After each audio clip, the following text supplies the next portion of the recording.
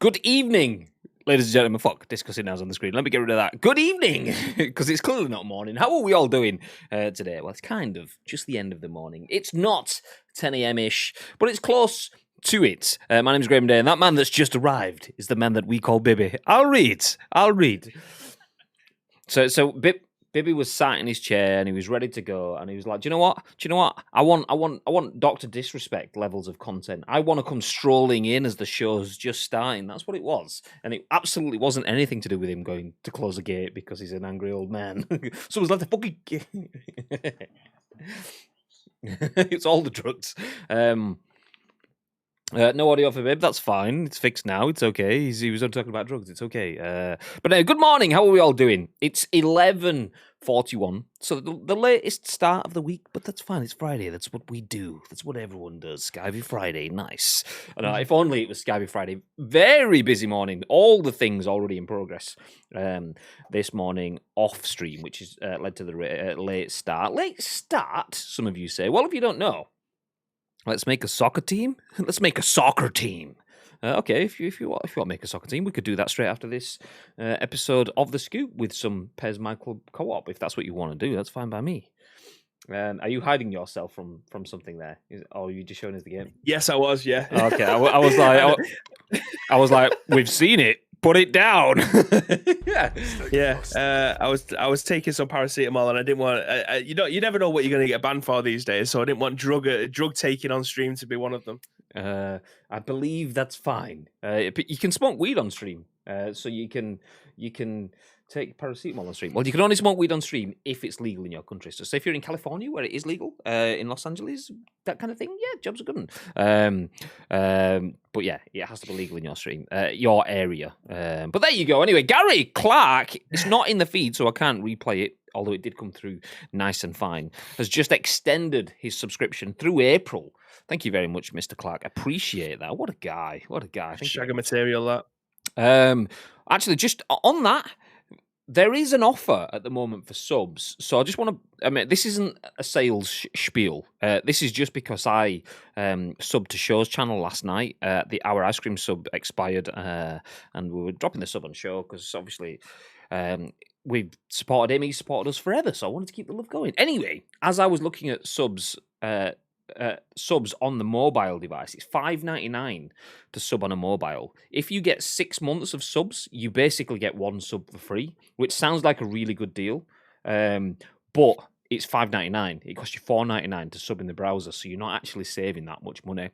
That said, if you are subbing in a browser, it's something like 10% off a sub at the moment, or 15% off if you are going to sub for like 6 months or 3 months or something. Anyway, the point is, if you're going to sub to a channel, probably best to avoid doing it off your mobile phone. Like if you're in the Twitch app on iOS, it's more expensive than doing it in the browser. Just saying.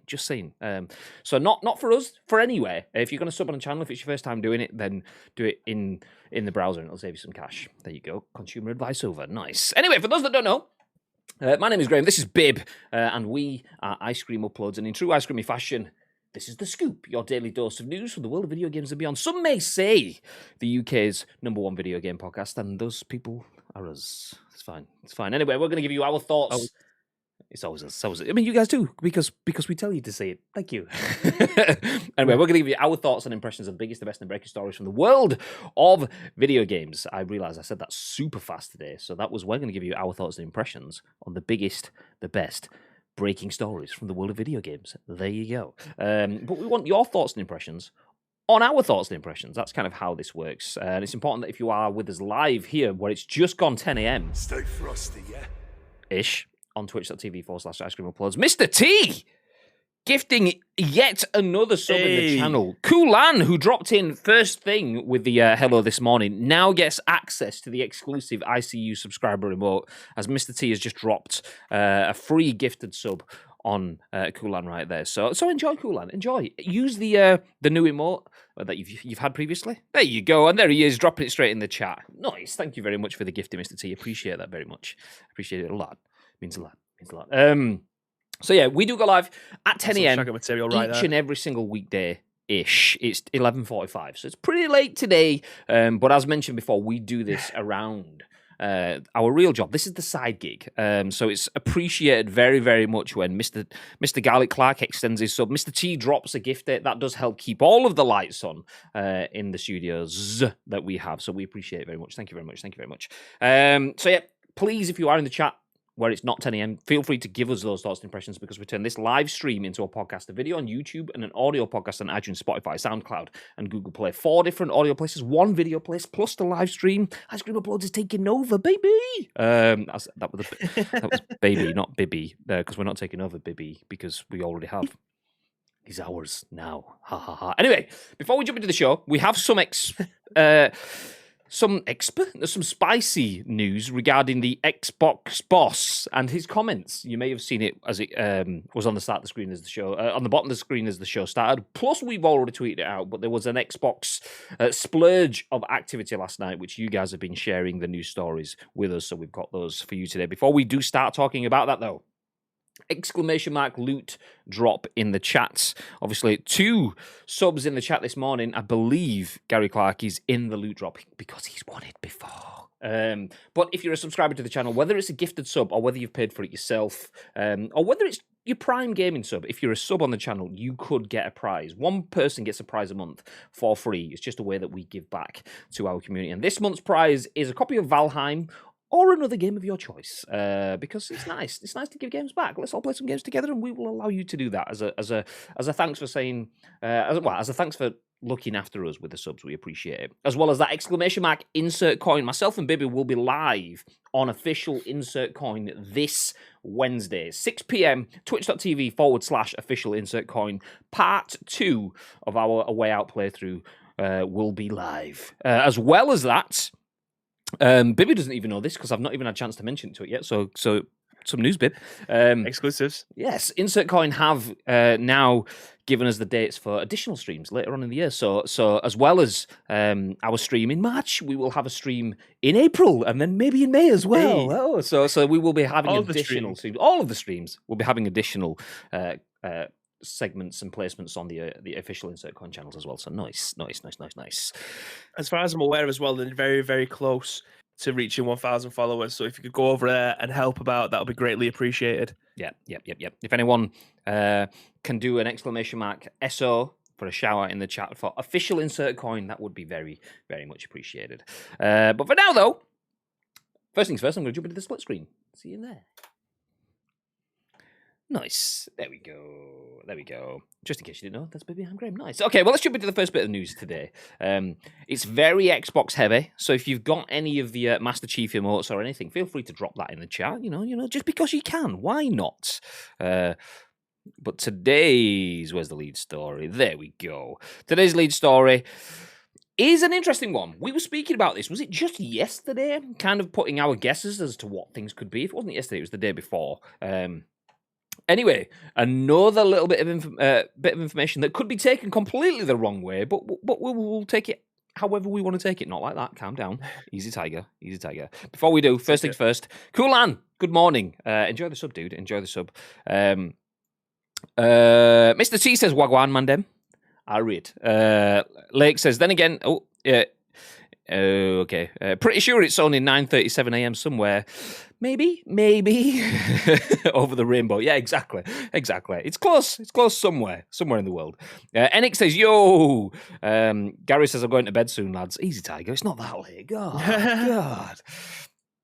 Tito, thank you for the shout out as well. Appreciate that, dude. And Enix dropping all of the Xbox emotes. There you go. You can tell who plays on the Eggbox. Nice.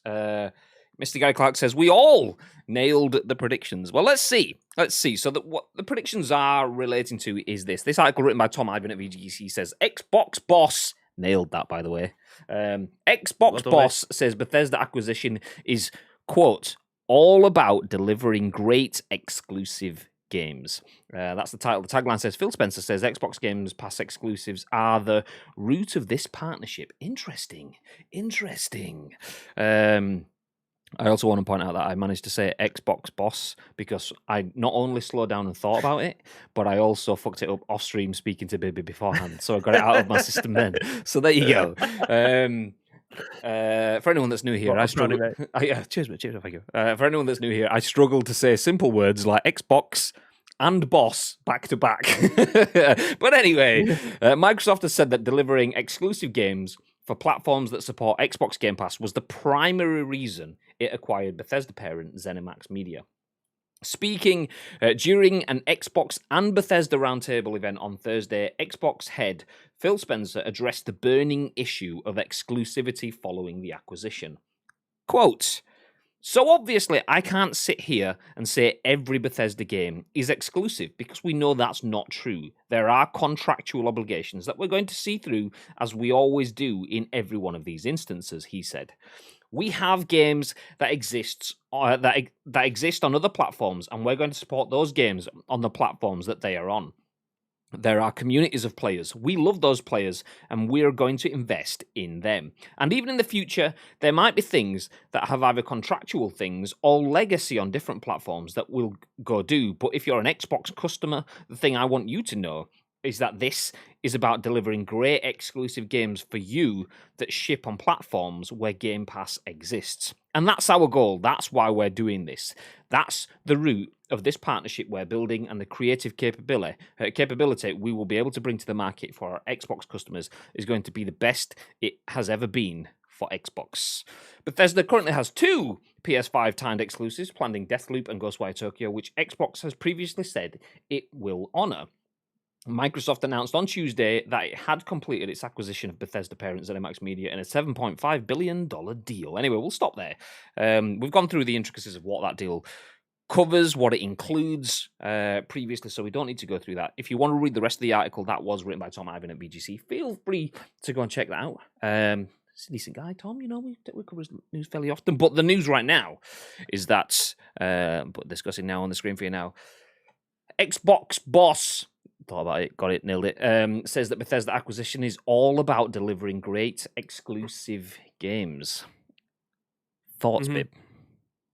Yeah, I mean, we've talked about this, saying that we think that they are going to release some exclusive games. I think that Bethesda have got that many games in their library. We can obviously see that some of those will be handpicked to be able to be exclusive to to the console or to Games Pass itself. Which of those is yet to be discussed, or if it has been discussed, we don't know that yet. Again, hoping and it doesn't really affect me, but for the rest of the people that play on other consoles, I'm hoping and praying that the games that are absolute staples within those communities, like obviously the Elder Scrolls we mentioned a million times, Dune we mention all the time, if those games are obviously Fallout as well. I know it's been through the mud recently over the last 2 years, but it's coming out the other end with Fallout 76. So yeah, who knows what the next Fallout game is going to look like, but I hope those games obviously still do get some love on other platforms for people to be able to play again. For me, again, I've got no side in this because I'm able to play these games anywhere because I do have a gaming PC. I do have a PlayStation 5 with Games Pass on my PC. So for me, it doesn't really bother me where these games end up. I said to you before I went live, I've already downloaded Morrowind on Games Pass for PC. So I'm looking forward to be able to getting in, modding it, bringing it to life a little bit more, because it is, go back and play it now, it's probably not the same as what you remember it being. So just try and give it a bit more life and a little less janky. So I'll be modding that a little bit, then go and playing it and enjoying it again. It's been a long, long time since I played it. So having the opportunity to be able to play those games on Game Pass again, fantastic. Absolutely love it. Anyway, go on, sorry. No, continue. Anyway. So the mention of the article said we have some games that are existing on other platforms that we're going to support those games on the platforms that they're on. Their communities of players, we love those players and we're going to invest in them. Is that based off of like Skyrim probably isn't going to get any patches anytime soon, but Fallout 76 will, because it's a live service game? Are they just going to continue to look after those games, but then likely the sequels may not end up coming back to those platforms that they're currently playing them on that doesn't have Games Pass or an Xbox Live connection? Yeah, that's the intricacies of this.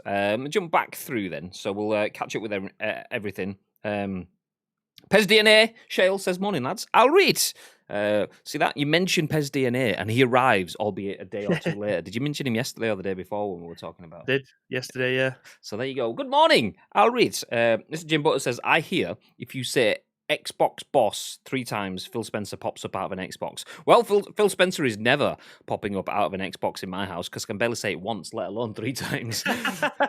Plumerico says, good morning. Al Reed, welcome in. Cheeky Al says, hi. How are you doing, Cheeky Al? Welcome into the channel. Enix says, Doom Eternal looks so good. It does. As you can tell from the helmet just sat there, just behind me. Look at that. That's nice.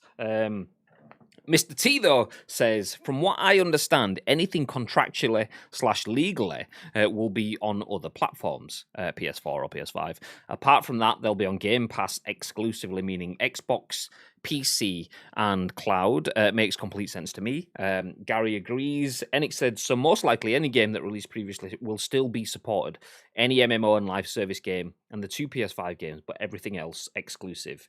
Plumerico says Game Pass exclusives. Didn't I say that the other day? Maybe you did. NX, Elder Scrolls, Fallout, etc. will 100% be exclusive. Paris said on his podcast about PS5 contracts being honoured, live service games, and any legacy titles that already have released. Phil seems to confirm this with this tweet. Excuse me. Let me see this tweet. Okay, Xbox plus Bethesda doing exactly what I said they were doing XCast with this roundtable. Okay. Let's keep going then. Candyman. That's not come from the artist's mouth, that tweet, though. Who's this Paris guy? Paris, he's the guy there's a lot of stuff with Kind of Funny. So that was on the Kind of Funny XCast, right? Because I saw him tweeting that last night with Greg James retweeting or quote tweeting some of the stuff as well. Although I didn't really look at it. I was Greg James? Yeah. Did I actually say Greg James again? Fuck's sake. Greg Miller and Greg James some decks. are the same person. Fuck's sake. I mean, to be fair, have you ever seen them in the same room? I have not. Touche, my friend, touche. Touchy. Okay. It's not the first time. If anyone's new here, it's not that. It's literally, I think, about the third time I've called Greg Miller Greg James. And it's not going to be the last time either. I like to bring up every time because the disappointment in your voice when you realise. I just think sake. The thing is though, like if it was, I mean, I know that you listen to every episode of the Kind of Funny podcast and the Xcast and PlayStation. I love you. I know that you listen to Kind of Funny Daily every single day, and you still manage to get them confused. Although I haven't listened to it for about 3 weeks, really, because we've been busy as fuck.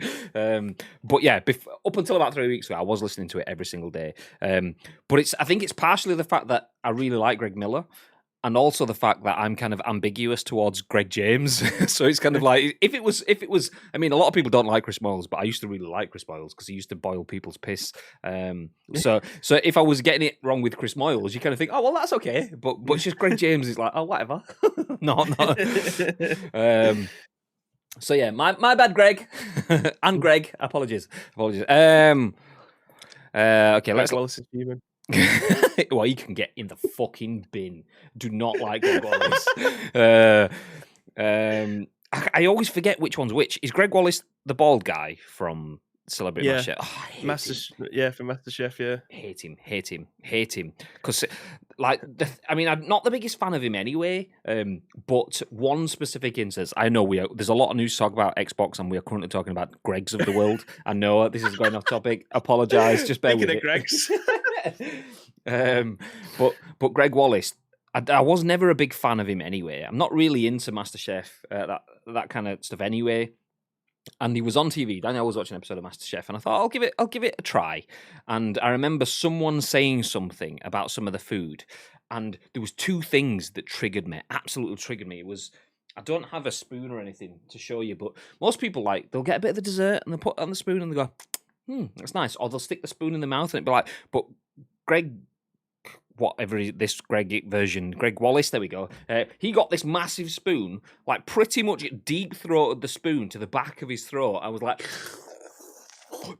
pulled it like out of his mouth. I'm thinking, why are you using the spoon like that? I get you want to stick the spoon in, but it didn't even have a mega spoonful. It was a little bit of food in the middle of the spoon. There is no reason to be deep throating the spoon like that at all. So that was the first thing. I was like, okay, the way he eats food triggered me. And then after that, someone was asking him something, and they said, I'll put words in to fill the blanks. I can't remember what the blank was, but it was like, that is a really good Bakewell tart. And Greg Wallace, a very well-to-do older bloke, went, "True dat." And I was like, where the fuck did that come from? True dat. What the fuck? You're on Celebrity. So I was like, no, that's it. It triggered me. You know, just doesn't fit. The spoon thing was already on, got me on edge, and then you said true dat. No, get out, get out. So just not for me. Just not for me. Anyway, back into the news. Apologies. There are many other Gregs available in the world. But yes, he doesn't think much of you either, Graham. He probably doesn't. Hashtag Gregcast. What about Greg's debate? Because, well, Bibby was about to talk about that, I think. How did you get on with your Gregs last night, Bib? Today, mate. Today. That's too good to go. I'll be heading down to Greg's later on to go and see what they get. Nice. See what I get out of it. Nice. Okay, jumping back into this article then. So, Xbox boss. Nailed it. It's actually easy to say it multiple times back to back. It's when I'm not thinking about it and I say it mid-sentence and I fuck it up. Anyway, Phil Spencer says that Game Pass exclusives are at the root of this partnership. I said the other day that I thought Xbox would keep it open. Bethesda games would come out on Xbox and PlayStation. They would probably be free in Game Pass, but paid for on PlayStation. And that just kind of makes sense. I also said I wouldn't be surprised if they went the other way and had it so that games weren't coming out on PlayStation. Up until that point, I genuinely thought it would have been that Doom Eternal 2 or whatever the next Doom game is, and Fallout 77 will come out on PlayStation and Xbox and PC and Switch and all the rest. But you get to save the money by getting on Xbox. You have to pay for it full outright on PlayStation consoles.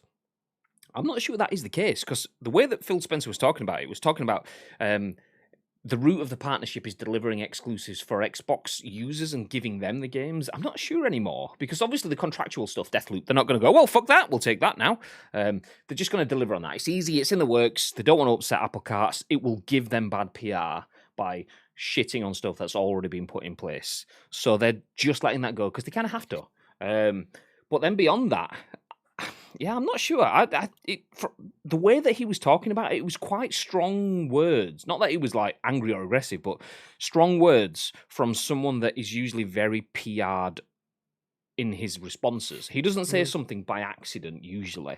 So for him saying that, it almost reads to me that, yeah, okay, we will bring out the games on Xbox going forward and PC, because they say not Xbox, they say Game Pass. So if Switch gets Game Pass, you might be able to play it on your Switch, and you'll be able to play it on your mobile device with Game Pass in the browser, and you'll be able to play it on your Xbox and your PC, but you're not going to be able to play it on PlayStation unless PlayStation allows for Xbox Game Pass on the PlayStation. I think maybe that's their sales bit. It's like, okay, we're not going to stop the games coming to PlayStation, but it has to be through Game Pass. Maybe that's the way that they start to like sell the games coming onto PlayStation, which I never even considered before. Putting Game Pass on PlayStation, they can offer it to PlayStation knowing full well that PlayStation are going to go, no, why would I let Game Pass come onto PlayStation?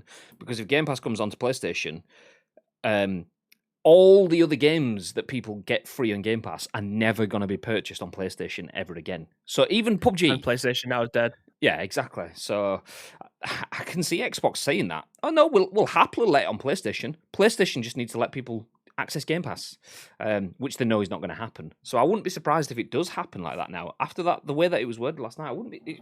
Yeah. They will support the games that are out, just like they kind of did with Minecraft. They kind of didn't. They kind of let Minecraft die on the PlayStation, then realised, actually, we're still earning shitloads of money, so let's update it as well. So they'll support stuff that's out, but I can...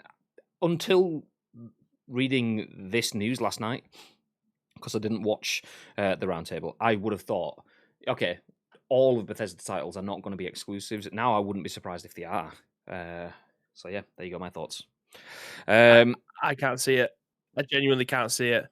As much as I think it would make sense for them to do it, I also think the lion's share of your money just isn't going to be with Game Pass. People aren't just going to go out and buy an Xbox just for Game Pass, because if that was the case, then the last generation Xbox would have sold so much more.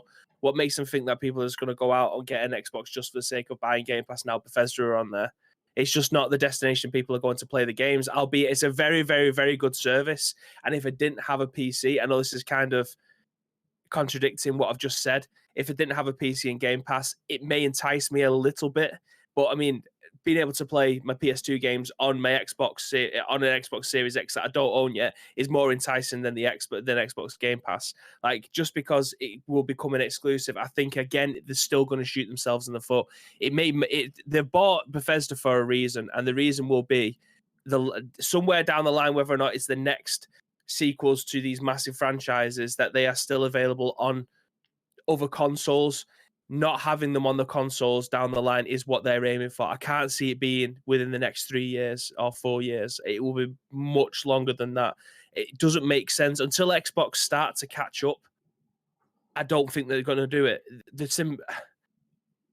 If they want to take a loss and it's going to be a loss leader for them, then that's their prerogative kind of thing. But with the player base that's available on the PlayStation compared to the Xbox, it just doesn't make sense personally in my head. But again, I'm not part of the roundtable. I'm not part of the finances. I'm not part of the board of directors. I simply have no information to back up what I'm saying, apart from the install base is much bigger on other consoles than it is simply for the Xbox. Fair enough, they're on Games Pass and everyone can enjoy them for no extra fee. At this moment in time, there will be a price increase in Games Pass. Let's not forget that. There is no way that they're going to have all of these exclusives, and somewhere down the line in the next 12 months, there is going to be no price increase. They simply has to try and justify how much they've spent on this. I absolutely and that's the end of my rant. My Doomslayer helmet. It doesn't sound like it either. I can't actually get it on because I have to keep my headphones around my neck, which means it's kind of sat on my nose. Okay, helmet off. Face out. Yeah, I was going to put that on because I thought, oh, it'd be fun for the content, but no, it's not. It's not at all. It's not working. So we'll take it off. I mean, Gary says, in contrast to that, I think they will, to be honest, for Bethesda. Those IPs are huge, and for those that don't have an Xbox but love Bethesda, they'll want to play them, and Xbox will be the easiest way. I mean, that's a good angle. That is a good angle. The initial knee-jerk is, oh, fuck, that's a lot of sales they're going to lose. But games do sell consoles, because that's what has given Sony such a big time. That is why Xbox have obviously been focusing on that. The Last of Us sold a shitload of consoles. Ghost of Tsushima, shout out to the hoodie, by the way. Insert coin, sold consoles. Uncharted sold consoles. Horizon, God of War. You get the point. You get the point. So if Elder Scrolls, massive game. I mean, some people have bought it on every platform in existence. And so at some point in the next couple of years, I won't be buying it for any because I'll be able to play it on Games Pass for free. So and it will be available on any other console. Exactly, you only need it once. So Elder Scrolls, huge. Doom, massive following. The first ever multiplayer game, so it's understandable that's huge. Fallout, okay, it's not had the greatest time, but Fallout could still be an absolute behemoth in the world of video games. And then you've got other things like Rage and stuff in there as well. Maybe not so much the likes of Rage, but the other games in there definitely have enough to start to bring those individual launches. If you want to play The Last of Us, it's out in April. You want to play God of War, it's out in July kind of thing. 3 months apart. You want to play Ghost of Tsushima, it's out in September, October, November kind of thing. PlayStation keeps going, big reason to play, big reason to play, big reason to play. And if Xbox starts doing that, even just with Bethesda titles, that suddenly starts to add to their offering. Big reason to play, and it's free-ish with a subscription. Big reason to play, and it's free-ish. Big reason to play, and it's free-ish. It suddenly starts to add to the momentum that Xbox has had. So I could see this. I genuinely was won over by our discussions of Xbox will want the money from PlayStation. I genuinely was, but after hearing those comments yesterday, and obviously we've kind of never said that I would be surprised to see it coming this way. But whilst I wasn't surprised, I kind of am a little bit. The idea that Xbox are gonna be cutthroat enough to say no, these games are for us, and that's it. That's it. Us all in Game Pass. I mean, PC included, so it's not just Xbox, but all the Game Pass users. Yeah, this is for us. So it's quite a ballsy move. I think what would probably change that, though, it's kind of maybe stepping over a bit what Bibby just said, is if the console sales don't come, if the install base isn't there, then Xbox haven't categorically said that games won't be coming out on PlayStation. They could still go, oh yeah, but what we did say we would support the games of the communities that exist, and the Doom community existed, so there's another one for the PlayStation because we needed the money and it'll sell. They could still, in theory, do that, and maybe that's something that they will kind of monitor as time goes on. Maybe they might do one game and go, okay, we only earned 4 million off that, whereas we could have earned 50 million by going full market kind of thing. So yeah, it may be something that their strategy evolves on with time, but definitely more cutthroat than I'd expected. Time exclusive. I think that's definitely the biggest bet for them.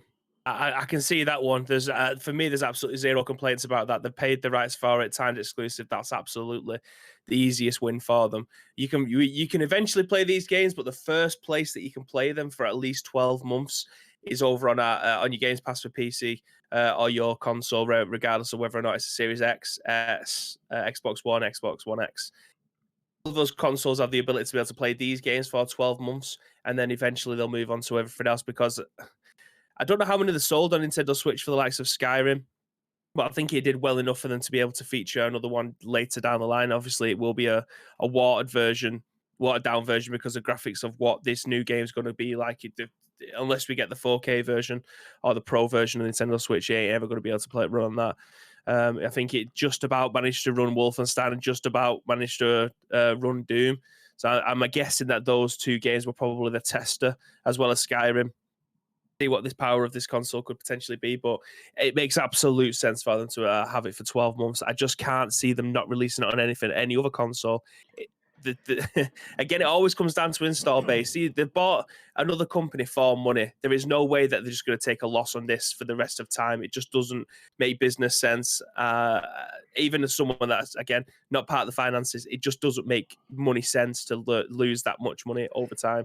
Yeah, it's all about projections, though, isn't it? In terms of, okay, they'll lose the PlayStation money, but if they can recoup 70% of that back, but in Xbox sales and Game Pass subscriptions, then that over time pays for itself, because those subscriptions keep on rolling. Those Xbox purchases include getting people into the ecosystem, so it's the longer tail investment, which that's the bit that we can never fully get our head around. We probably can't even accurately guess how much they project that they will earn back off that, and that's the bit that's the unknown variable. We know that they will lose a shitload of money by not putting them on PlayStation, but are they accounting, okay, in 10 years time when the next generation comes out, this generation will have been the absolute foundation to build out the Xbox ecosystem. We will have all of everyone on Game Pass, and they'll be fully embedded, so that next year they'll just the install base for the Xbox Series Y, or whatever the fuck they're going to call the next one, will be so big because this generation's done the groundwork, and that's where it gets interesting. That's where it also starts to make you go blue screen. I don't know all the numbers, but timed exclusives I can see, but I also don't like. So I also think maybe not. I would much prefer, because I saw in some of the messages regarding our next news article, which I'll jump into a second. Spoilers, it's about new games coming to Xbox Game Pass. They mention, I believe it was in the same article, they mentioned about how some of the games have been improved and will work better now on Xbox Series X than they will over other platforms. I would rather that be the angle of exclusivity, because a 12-month exclusivity is it's a bit crap for users. It's anti-consumer, and it's purely for the brand's benefit. If you're going to bring it out on the other generation, bring it out now as well. Then everyone can play, and it's wonderful. Yeah.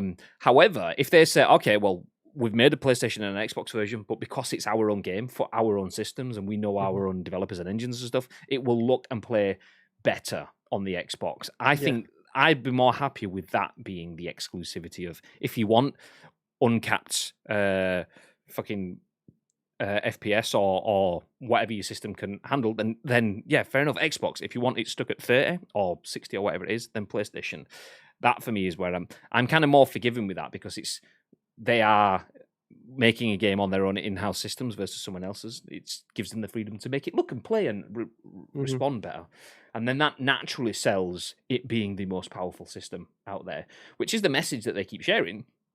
But at the moment, we still don't see that because there's nothing taking full advantage of that relay that consistently benchmarks it over PlayStation. Yes, all right, some stats on an arbitrary spreadsheet might say it has more floppies and all the rest, but plays the same game, looks kind of the same.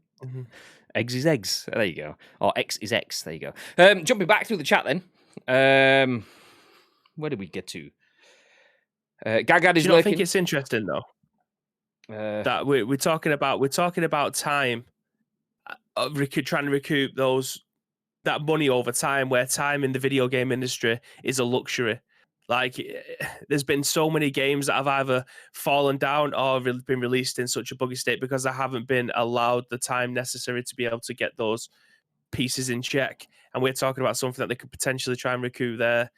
We'll call it a massive loss at this moment in time, because obviously the games that have only just starting to roll out, we haven't seen any kind of exclusive hit the ground yet under the Xbox umbrella. So at this moment in time, it's a huge loss. Time is a luxury. Are they going to be afforded that kind of time to be able to try and say, okay, we'll try and get as much money as we can while we're using these two services before we try and, reach out to the other platforms to release those games on? Because if they're planning on doing it over 8 years, for instance, I feel that's a long time as an entire console generation. Exactly.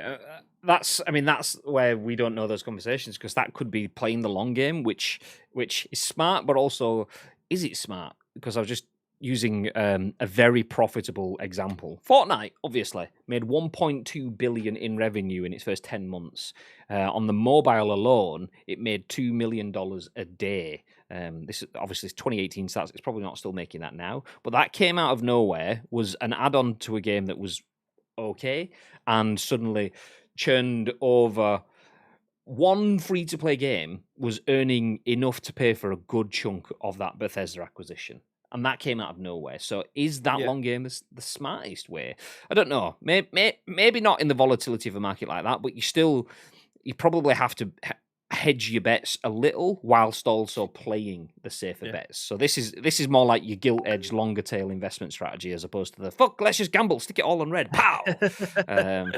So I do agree with the guys in the chat though. Like, it'll be exciting to see where we go now in the industry, especially now it's getting competitive again. It absolutely is, and there will be a hell of a lot more divisive releases, shall we say, over the coming years, as to which side people.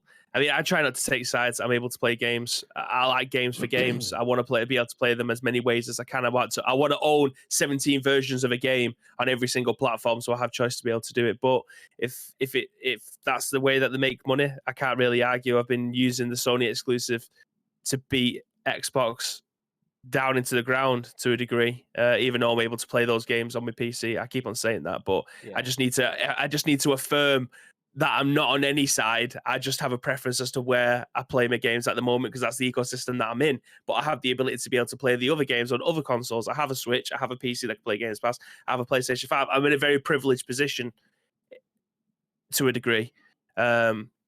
So yeah, I mean, pledging allegiance isn't really my bag, but says the man sat there with a blue hoodie on in front of a blue Sonic the Hedgehog and a blue shirt on the wall with a Crash Bandicoot hat. Oh, God's sake! You might as well just change it into Bib Station 5, mate. I don't look good in red at all, ever.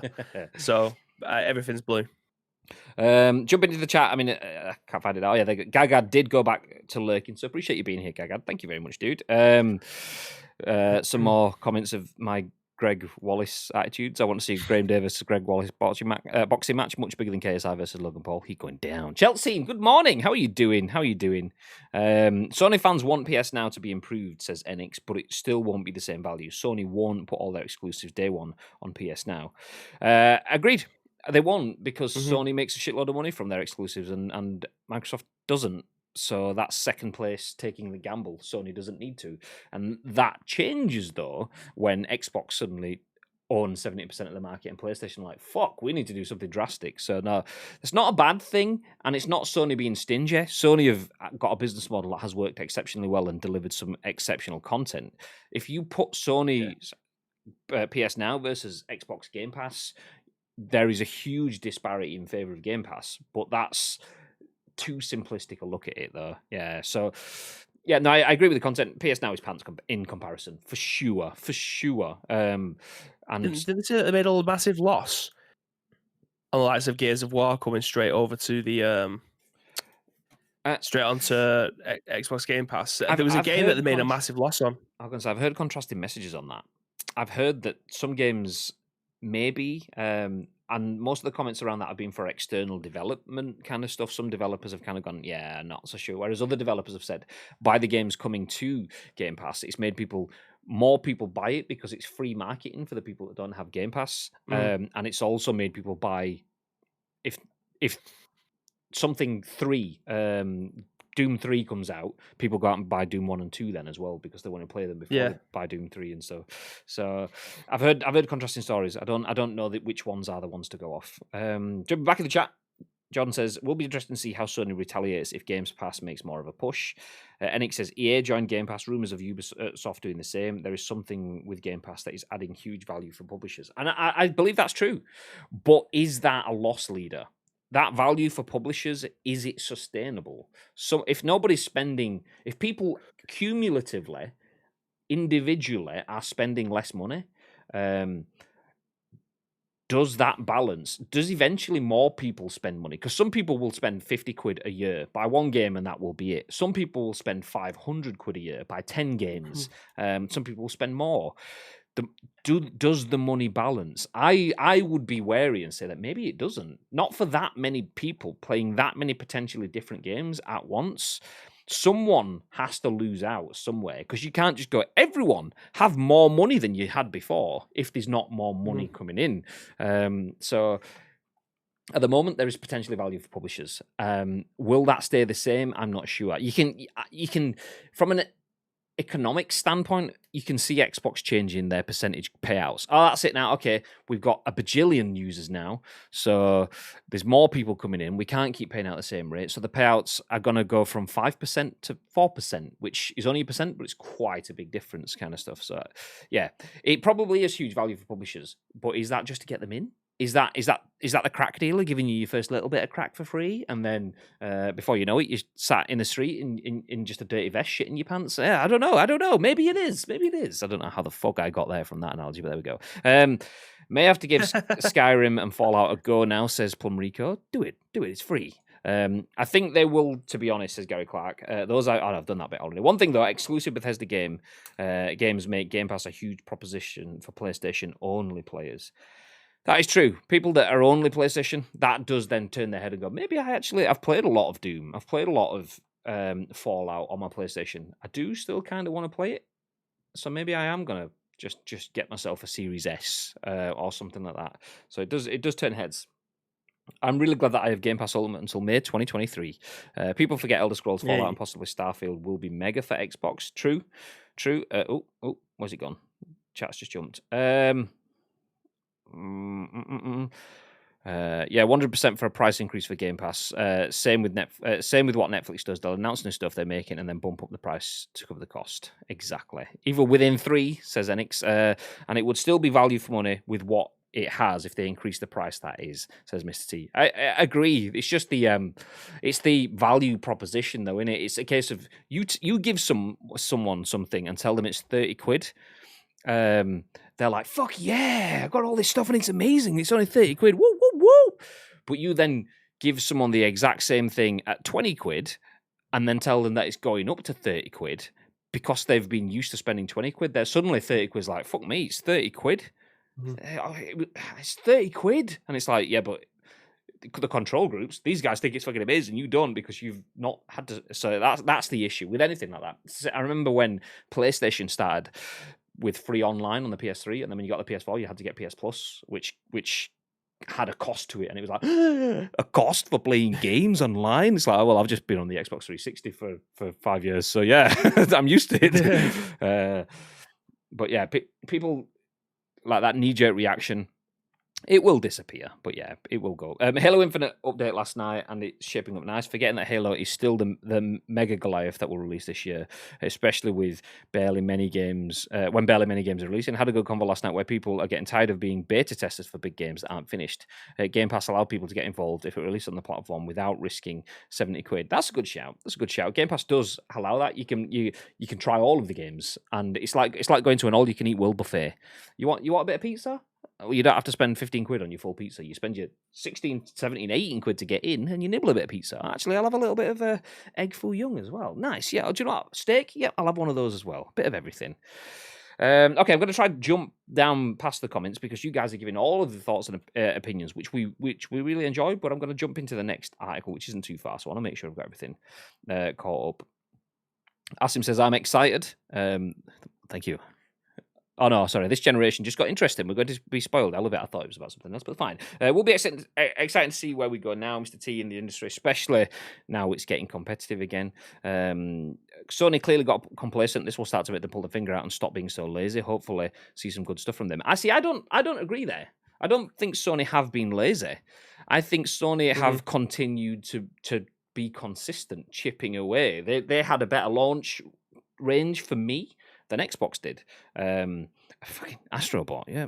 Get Astro's Playroom on the go. Jobs are good. So I don't think Sony have been lazy. I think it's only when you put it against what Xbox are having to do to change the narrative, it makes them look lazy. But judging it on its own, I don't think it's lazy at all. Judging it against the ripping up the script that Xbox have done, yeah, you can say that. But I still don't have an issue with what Sony have done so far. I've got something to say about Astrobot, by the way, very quickly, just to jump in there.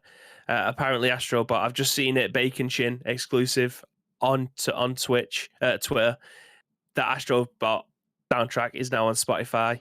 If we carry on streaming it, and everyone in the PlayStation world and everyone who enjoyed playing it carried on streaming it, we'll get it into the top 40. How's about that? Well, I may have tagged Danielle in that post on Facebook because I kind of trolled Danielle with the GPU or CPU, whatever it is. So yeah. Anyway, PlayStation posted it on Wednesday, and I only saw it this morning, so I tagged Danielle in it saying, at Danielle Day Eyes. So she has responded. She has responded. I've seen that pop up on the phone. I haven't actually clicked on to see what she said in response, but I assume it's something. Fuck's sake, it's back in my head again. Question is, which developer will be next to jump on the Game Pass train, says Plum Rico. Which developer will be next to jump into the Xbox family? That's also another question. Gary says, look at Star Wars and the MCU. Apart from the cinema, the only place you can watch them now, apart from buying them from iTunes, is on Disney+. Before Disney acquired those IPs, you could stream them in other places. Yeah, exactly. It's owning that content and not allowing others to have it. Can always spot a Game Pass player on PES, says Pipcules. Tell me more. Are they not as good? What do you mean? Tell me more. Jenkins says, yo, careful with free crack, bro. It's all right. It's not lazy. Sony built their studios. Xbox, for the most part, acquired theirs. Yeah. I mean, and Sony's acquisitions and stuff has kind of kicked Xbox into it. So it's not so much laziness as opposed to moves and counter moves. So Sony have made their moves. Xbox are making their counter moves. Xbox will stop. They'll hit a point where they go, okay, let's let this fester. And then that's when Sony go, all right, we're still smashing it. Don't need to move. You go. That's our counter move is no move. Or Sony go, okay, fuck, we need to make counter moves, and that's how the industry. When you get any industry that has two big players, you tend to get moves and counter moves, because obviously that's it. If you just keep running ahead with your own strategy and not looking at competitor analysis, then your strategy could just take you off into the sunset where nobody is, and you just disappear. So yeah, it's moves and counter moves. Think Sony trying to money hat Starfield forces Microsoft's hand, possibly. What do you mean by money hat? Use normal words. Anyway, while you explain money hat, I will jump into the next bit of news, which is a mile away from the Bethesda and Xbox news that we've just been talking about. As Matt Wales says at Eurogamer, 20 Bethesda games are coming to Game Pass on Xbox, PC, and cloud tomorrow. Morrowind, Doom 64, Prey, Dishonored, more. So, as part of a lengthy and largely revelation-free roundtable event this evening, Microsoft and Bethesda have announced 20 ZeniMax media titles will be making their way to Game Pass on Xbox, PC, and cloud from tomorrow, i.e. today, the 12th of March. It's a big old list, bringing some absolutely massive titles over to Microsoft's subscription service from all across ZeniMax Studios. id Software's seminal first-person shooter series Doom gets a lot of love. For instance, with the Game Pass arrival of the 1993 Doom, Doom 2, Doom 3, Doom 64, and Doom Eternal, alongside id's post-apocalyptic shooter Rage 2. Machine Games steps into the Game Pass ring with Wolfenstein: The New Order, Wolfenstein: The Old Blood, and Wolfenstein: Youngblood, while Arcane Studios is represented by sci-fi shooter Prey, alongside Dishonored Definitive Edition and Dishonored 2. Fucking so many games there already. Tango's GameWorks deliciously old school survival horror The Evil Within, great game by the way, is also incoming, and the Game Pass editions draw to a close with a heap of Bethesda Game Studios titles. The Elder Scrolls 3 Morrowind, which, The Elder Scrolls 4 Oblivion, The Elder Scrolls 5 Skyrim Special Edition are joined by The Elder Scrolls Online, Fallout New Vegas, Fallout 4, and Fallout 76. All that arrives on Game Pass today, 12th of March, and you'll find an at-a-glance list, including platform details, below. We'll put the link in the chat if you want to read the full details there. But the gist of it is, if you're an Xbox Game Pass subscriber, you have a lot. You have the best deal in games already. And now there is a shitload more. Just reading that list off as we go through the article is impressive in itself. But, Bib, what are your thoughts? Yeah, I mean, I can't remember who said it earlier. They said, yeah, it sounds like quite an impressive list. And then you remember that it's got 5 Elder Scrolls games, 5 Doom games, 4 Calling Birds, Fallout 3 games. French Ends, 2 Turtles. So if you're not a fan of these franchises, well, this news probably isn't going to do much for you anyway. But it's fantastic, innit? It's again, I downloaded Morrowind. I'm going to be modding it to try and bring it up to date. But it's fantastic. Like I couldn't be happier being able to replay these. Like Morrowind still is like 20 quid to buy on Steam. Skyrim Special Editions like 25 to 30 pound. Obviously, you can get them on offer. They're on offer quite a lot, so you could probably get Morrowind. I've been offered it on Steam for like 4 quid before now, but now I don't have to pay anything apart from Games Pass, and I'll be able to play these games again. I'd really wanted to play Rage 2 as well, so that's good. I get to play that bad boy again. But having all these at the available in the palm of your hand. You genuinely can't argue. It's a fantastic deal. Again, we are going to end up paying more for this, so enjoy it while you can for the price that it is, because I have no idea what the price is going to be. It increases. They haven't mentioned it, but how else are they going to recoup the loss, Graham? Yeah, exactly. But even then, even if it goes up, even if the price goes up, and you're paying extra for it, it's a steal right now. So even if it goes up, it's still going to be a steal. Like, let's just say 15 quid. I know it's around that ballpark for Game Pass Ultimate, so I'm just going to say 15 quid. It could be 14.99, it could be less or whatever, but we'll say 15 quid. If it goes to £20 a month, that's quite a significant increase. That's a 33% price increase in one move. That's quite big. But even still, £20 a month. £20 a month just to get those games is incredible. Mm-hmm. Let alone the fact that you get PUBG as well, naturally. But then you get the Gears. You get all the Gears games and the Forza Horizon games and stuff like that, and all of the other ones that are in there. I'm not going to say there's thousands of games on there. Still a ridiculously good price. As people in the chat saying, all the new Wolfenstein games are really good. Highly recommend both Dishonored games too. Enix says, don't sleep on Prey or Evil Within, so underrated. Enix saying, Sony's titles are so much better, 100%. At the moment, we don't know much yet until Microsoft starts releasing everything. By the way, Doom 64 is an absolute beast if you haven't played it. Do it. Yeah, I mean, that's the thing. Sony's titles are better. Obviously subjective. Someone might say, no, the shit. Single player bullshit, not interested. Obviously, it depends on personal perceptions. I think Sony's games are better, but Xbox now have Doom and Fallout and Morrowind and Wolfenstein and Prey, Dishonored, if I didn't say it, Evil Within. They have all of these series now. None of them potentially could ever come out on the PlayStation ever again. Suddenly, Xbox's games have taken a huge step up, and I mean, what Starfield as well in there as well. So yeah, I mean, what about Indiana Jones? We've not had anything on platforms for that, but is Indiana Jones now just Xbox exclusive? Oh, okay.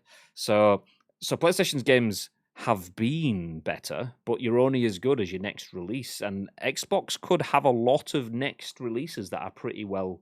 I mean, not just well established, but well received if they made well. The titles we know are good. The series are good.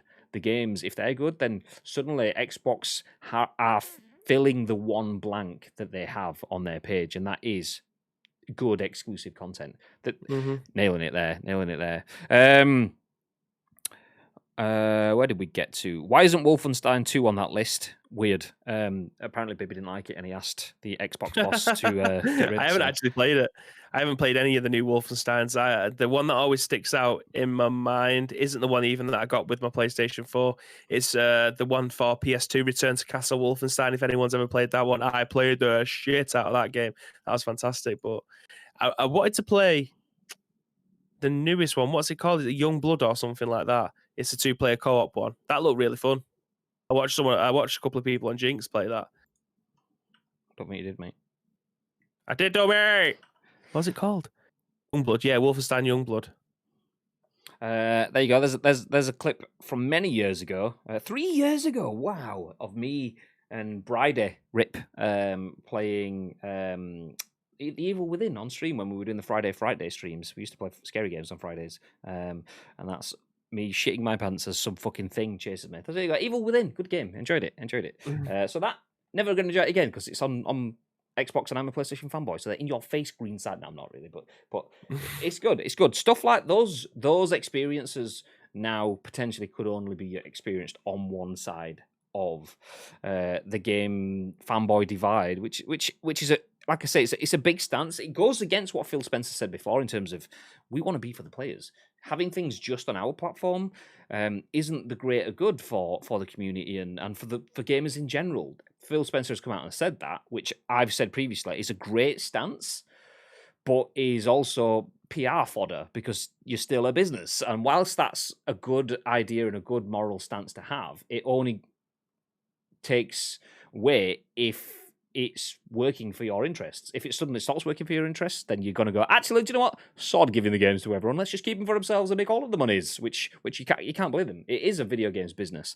I like the mindset, but I also would fully understand if it doesn't come into play.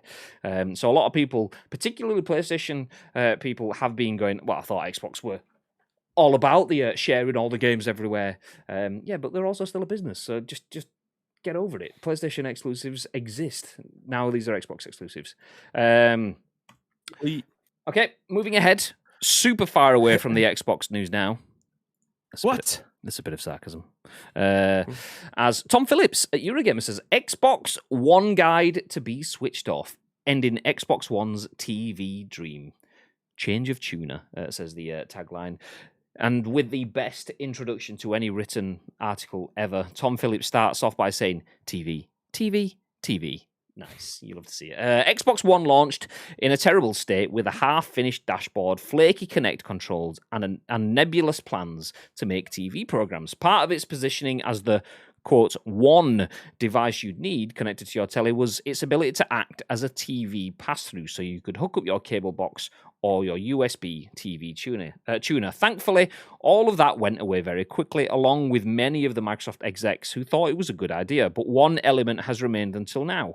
OneGuide, Xbox One's TV listings app. This, finally, will also go away in May. No longer will your Xbox provide you with details on the next episode of Family Guy to be broadcast. Quote, based on customer usage and feedback, we're constantly evolving the Xbox experience. To end that, To that end, beginning this May, we'll be sunsetting live TV listings for OneGuide on Xbox One. Microsoft's Jonathan Hildebrandt wrote in a new blog post. Quotes, you can continue to use OneGuide to view your connected HDMI devices or USB TV tuner. You can also keep using OneGuide for HDMI pass-through to watch TV via USB TV tuners, but you won't be able to access the on-screen TV listings guide. That's not to say Microsoft has now given up on TV completely. After nearly 10 years of development, ever since that Xbox One launch relay, the long-awaited Halo TV series will finally debut next year in Q1 2022. I know you're a big fan of this, Bib. Literally every day you talk, we have like you get Jerry Springer's final thoughts at the end of Jerry Springer. For those that are young, that was a TV show. Don't know if it still is. Anyway, Bibby has basically the OneGuide thoughts where he talks about the best bits about what. No, bullshit. Have you ever used OneGuide, Bib? I didn't have an Xbox One, mate, but I'm having a look at this TV tuner. Did you have to put an aerial in the back of this? Something. I don't really know. I'm not quite sure. I assumed when I was looking at it, when I first plugged in my 1S, that I'd probably have to have some sort of like coaxial cable plugged into the back of it. And you do. You have to have a TV aerial plugged into it. Yeah, that's mental. I can't remember who still has TV aerials. Like this is mental how it's lasted this long, if I'm being honest. But hey, it's now being binned. Like everything just gets done. You can literally, it's got apps on your console to be able to watch TV. Like it's got Sky Now, CBS, fucking whatever, Twitch, Netflix, like all of the things that you can watch TV on, and then still have this thing. Yeah. Mental. Yeah. So does anyone still use Freeview? Apparently, probably. I'd imagine maybe. I haven't turned Freeview on for about 15 years. So yeah, I imagine some people do. Jumping back into the comments. You should play the new ones, Bib. So good, says Gary. What was that in relation to again? Evil Within? I don't know. Maybe Wolfenstein. Yeah, there we go. Yeah. And it says they have so many protagonists they could make a Microsoft Smash Brothers image. Imagine Doomslayer in Chief versus Dovahkiin. There you go. Bethesda Brawlers confirmed, says Mr. T. Viva Pinata versus Quake. Nope. I'd want Microsoft to do something with the Quake IP. The feature and focus that almost killed the Xbox brand is now being switched off. Tito says, I forgot it ever even existed. Pumrico, me too. Xbox sold a satellite dish, says Gary. Did they? Mr. T says, I still cringe when I think of that Don Matrick Xbox conference. Horrendous. No, you didn't. You could buy an adapter, but it also worked by controlling your connected device via HDMI. Okay. Traditional cable TV will be dead within a couple of years, says Gary. Don Matrick nearly killed Xbox after the success of the 360. It's incredible to see such a bad decision. I'm going to say decision. It's a series. It's almost like a system of poor decisions that led to Xbox's last generation. Like seeing how Xbox finished that generation out, that was arguably fueled by being in second place. We've said this already in the show. But imagine if they'd have had that level of creativity going into that generation, being on such a high from the Xbox 360. Imagine the world that we would live in now. PlayStation easily wins the console war in terms of hardware sales and software sales. Imagine if Xbox would have had what they have now in terms of finger on the pulse. Like Xbox now is this finger on the pulse. Xbox last year with finger on the pulse was like, there's the hand and there's the other, just off the screen, nowhere. Yeah, it's poor analogy because anyone listening is like, what the fuck was that? Basically, they missed it. That's what I'm saying. So yeah, it's incredible to see how Don Matrick and that team that the article mentioned that have largely been moved on, how they failed so badly. That's like being given the keys to the city and then just fucking it up. It's like someone going, okay, Pep Guardiola has taken literally the keys to the city. It's taken them to the top of the table. You've got a decent team. It's not perfect, but you've got a fucking well-rounded team. There's a couple of bits that you need to fix and so on going forward, but go win everything. And you going, nice. okay, how can I fix this? And everyone in your backroom staff's going, just get a good striker. That's literally just a good striker. Just get a good striker. Me going, nice, nailed it. Okay. So 17 keepers, please. And then fuck it, as well as keepers and as well as football, what we are going to deliver you is what else that's not football related? Just giving all this other shit. It's like, oh yeah, well, you can have photographs, not with the team, just in general. We'll tell you pictures if you want. It's what? That's kind of where Xbox did. They had such a great plan and then just bumbled off somewhere else. So yeah. GG's, boys. Anyway, fucking, I'll reel it back in, come away from dodgy analogies, because we are over time now, or run out of time, so we'll just jump into the last news article, and you will be happy to know, potentially, that this one actually doesn't feature Xbox in it. It's more of a focus on Nintendo, so if you're a PlayStation fanboy, then sucks to be you today. As this article, written by Tom Ivan at VGC, says, Lego's Mario sets were one of its most successful theme launches. Company will release more products which blend physical and digital play. So Danish toy giant, the Lego Group, has said the Super Mario sets released in 2020 enjoyed one of its most successful theme launches to date. The interactive Lego Mario sets see players collecting coins and defeating enemies in real-life levels. The first set in the range was the Mario Starter Course, which is required to unlock further expansion sets. Lego Mario himself features LCD screens and a speaker to interact with the brick courses, and the range released alongside a free app, which includes instructions and keeps track of scores to encourage rebuilding. Reporting strong full-year financial results on Wednesday, Lego revealed 2020's top product themes in no particular order were Lego City, Lego Technic, Lego Star Wars, Lego Friends, and Lego Classic. Quote, Lego Super Mario, which uniquely blends digital and physical play, was released in August 2020 and became one of the company's most successful theme launches, it said. Lego CEO Niels Christiansen also said the company plans to accelerate its digital plans by expanding its technology teams during the current year. Quotes, we know children and adults love the Lego brick, and that will always be the heart of our business, but today's children are growing up in a digital world, and they effortlessly blend online and physical play. He added, we will further develop our capabilities in this area, so we are well positioned to meet the evolving needs of our retail partners and consumers now and in the long term. And the final line, I might as well finish off the whole thing, says Jonathan Benink, the design manager at the Lego Creative Play Lab and digital design lead for Super Lego Mario, has said the company hopes to have a long and fruitful relationship with Nintendo and its IPs. Gutted, I haven't even touched this. Usually if there's a new Lego range coming out, if I'm not getting it, I'm usually fondling it, Easy Tiger. That's a quote on its own. If I'm not getting it, I'm usually fondling it. Nice.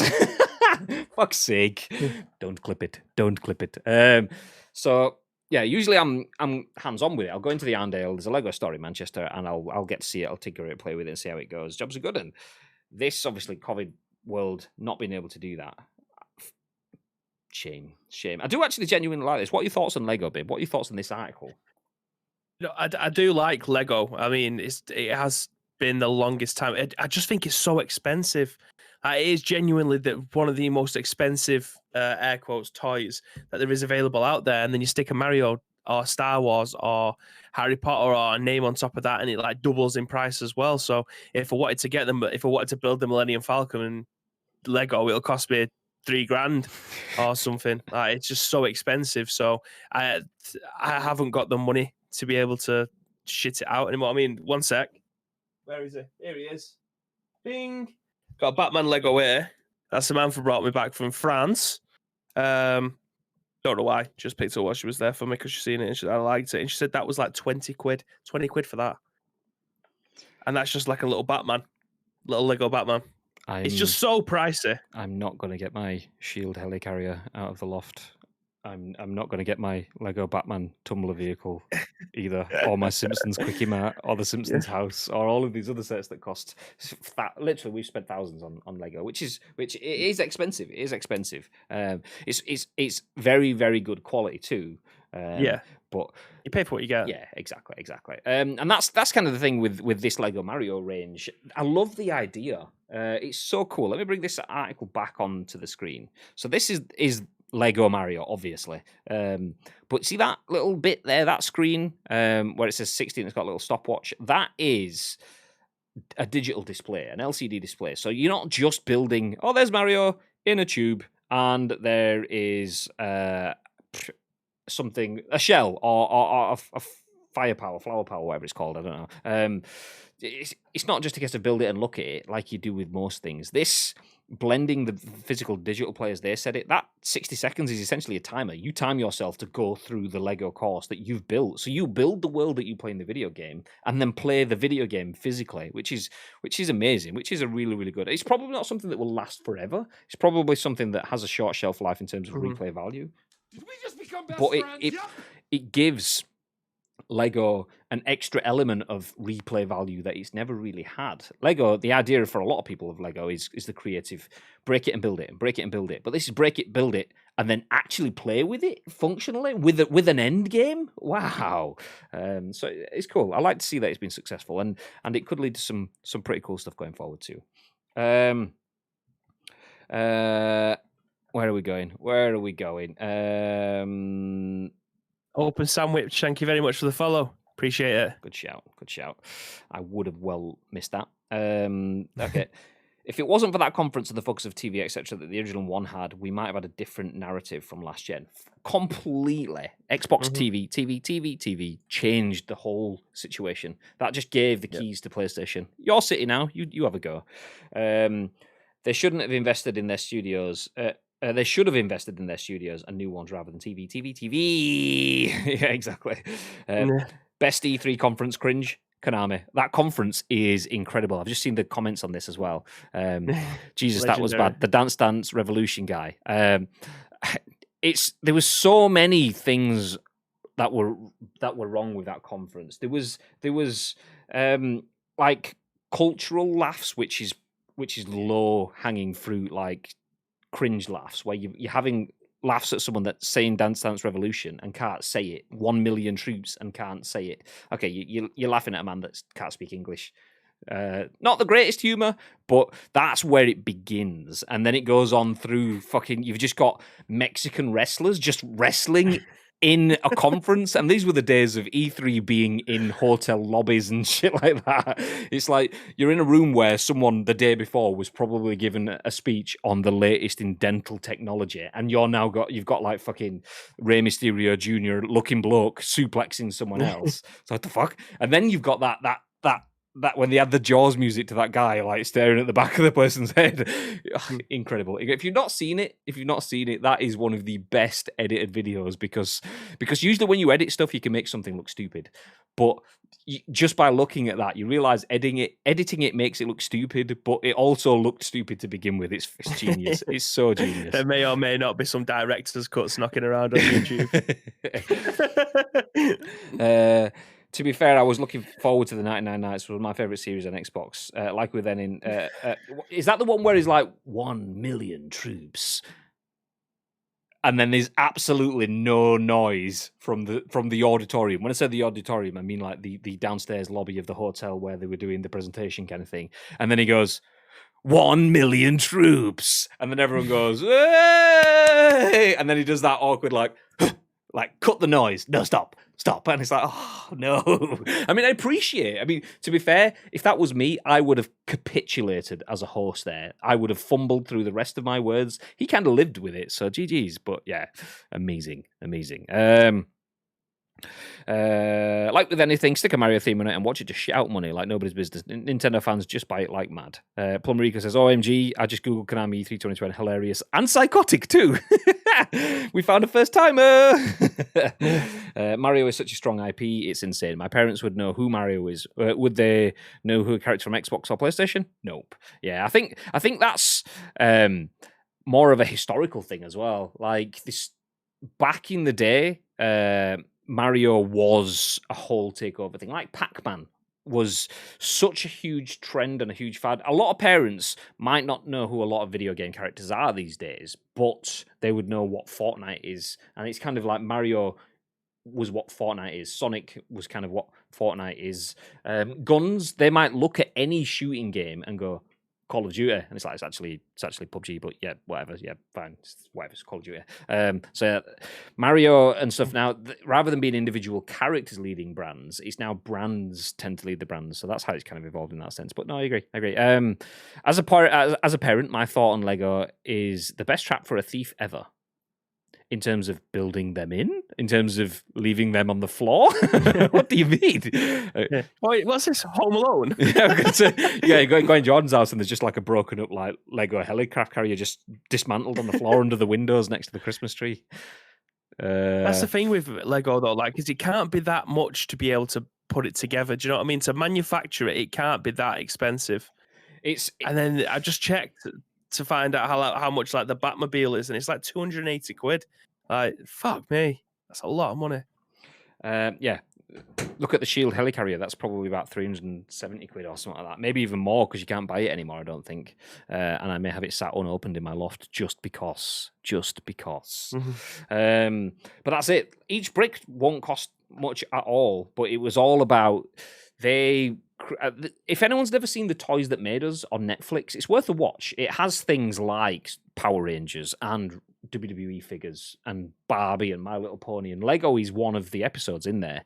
And it goes about how there was multiple bricks in the 60s and 70s, or 50s and 60s even maybe. And it was after the war, Lego first started making toys out of wood, and then they realized bricks were some sort of thing, so they started making bricks, and all of the bricks didn't have, like, on the bottom of a Lego stick, they've got those little tubes.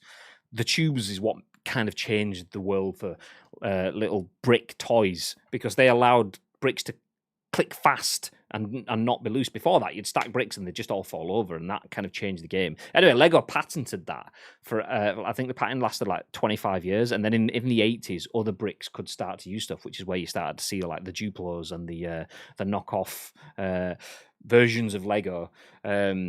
So yeah, Lego built themselves on something that was cheap, really, but it was all built on precision engineering and a really strong pattern that covered them, which then built them into a brand of quality as opposed to everything else. And that's where it is now. It's super expensive. I remember like 10 years ago, and it might even still be the case now, Lego appreciates in value more than gold does. So usually it's like, what do you do with your money? Do you put it in a bank and let it appreciate in value with interest? Do you invest in buying gold, knowing that gold value goes up over time, usually faster than money does? Lego goes faster than gold. So if you buy a 200 quid Lego set now and go to sell that in 10 years' time, you'll sell it for $1,000, which means that you've gone up 300%, a 300% increase on your investment. And that's so bizarre to see it go that way. Anyway, how do you make it increase even more? Put Mario on it. There you go. Job's good. It worked well for him. So expect more Mario sets coming over the next few years. I would not be surprised.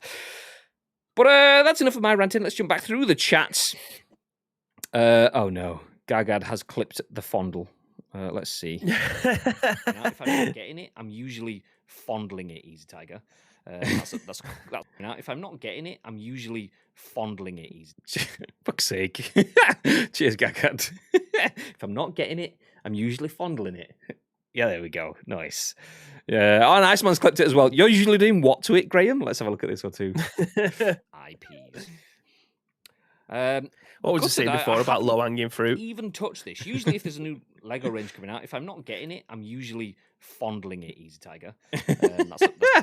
Yeah, leave my low-hanging fruit out of this, boys. God. Paul Mariko, at least you get to build yours. Me and Graham got the Sea King helicopter kit for Christmas, but our mum and stepdad built it, and we never got to build it or use it until it fell off its shelf. Yeah, that was horrendous. We got a Lego Technic set. This is when Lego Technic was like cutting edge. Rather than just being Lego, it had like a little claw thing that came off the bottom. I think it was a claw. Anyway, basically, it had a mechanical bit where you could lower a pulley and pull it back up again. Anyway, we weren't allowed to build this Lego set. We got a Lego set. We had someone build it for us, and then we were allowed to look at it on the shelf. Occasionally, we were allowed to take it down off the shelf late at night, just before bed, to have a look at it, spin the rotor blades, and put it back. How is that for parenting? Mum, Dad, evil. Wasn't that the last Konami conference? I think that one killed them off.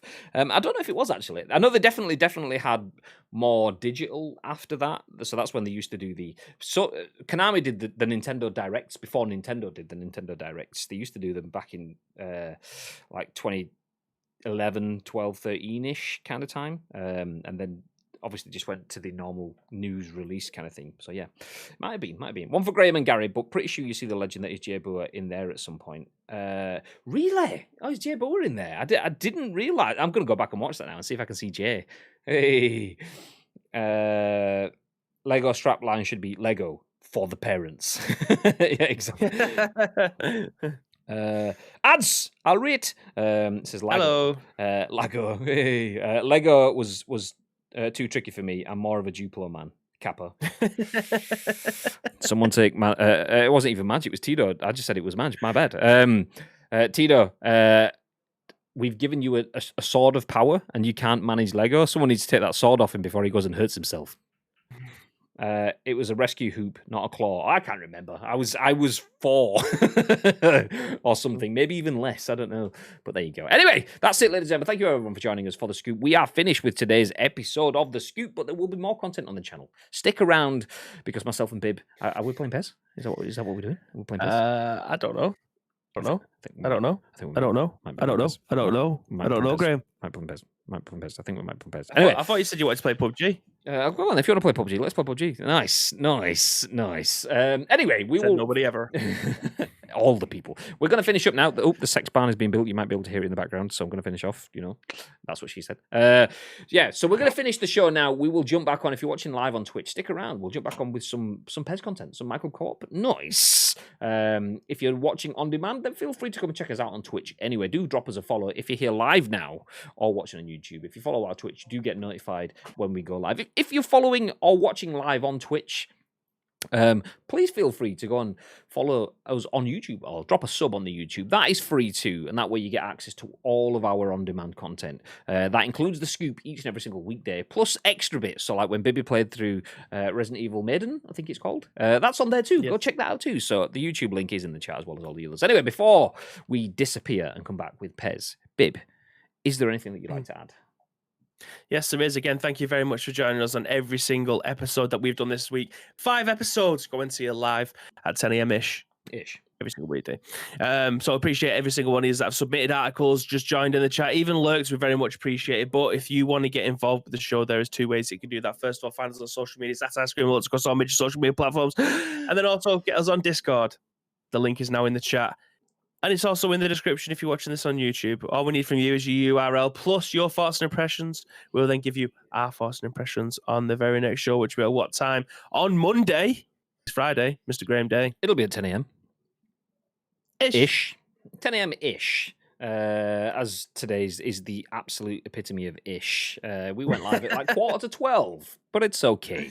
It's okay. As Bib mentioned, this is kind of our side gig, so we appreciate anyone being here, dropping the likes, dropping the lurks, dropping the follows, dropping the subs, all of that stuff. We appreciate you doing that, especially if you join us live on Twitch, because you get involved in this and you will live on forever on our YouTube with the comments that we read out. Thank you very much. Appreciate you all. Anyway, we are going to disappear. As mentioned, we'll drop off. We'll come back on with some additional content. So, do you know it's dinner time? Go grab yourself a brew, get yourself a sandwich, maybe a packet of crisps. Do you know that hobnob that you've been thinking about? Go get it now. Bring it back. Or a Stroop waffle. Yeah, Stroopwaffer. So, yeah, go grab all of that stuff. Bring it all back. Feel free to send us pictures of it on Twitter, Ice Cream Uploads. But come back shortly because we'll be playing PES and we want to see you there. So, from us, have yourselves a fantastic day. And if we don't see you in the stream for some PES shortly, we will see you next week. So, have yourself a good weekend. Until then, stay frosty. Stay frosty.